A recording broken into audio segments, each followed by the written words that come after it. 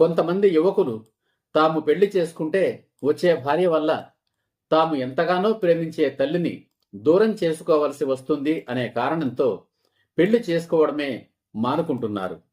అటువంటి యువకులకు తమ తల్లి గురించిన బెంగ తప్పుతుంది. నిర్భయంగా పెళ్లి చేసుకోగలుగుతారు. ఒక తల్లికి తాను కని పెంచి ప్రయోజకుణ్ణి చేసిన తన కొడుకు సంపాదన దుర్వినియోగం కాకుండా నియంత్రించగలిగే అధికారం ఆ తల్లి మహిళా సాధికారత. కొడుకు దారి తప్పి చెడు అలవాట్లకు పోకుండా నియంత్రించగలిగే అధికారం ఆ తల్లి మహిళా సాధికారత. తన కన్న కొడుకు సంపాదన ద్వారా తాను గౌరవంగా బ్రతికే అధికారం ఆ తల్లి మహిళా సాధికారత.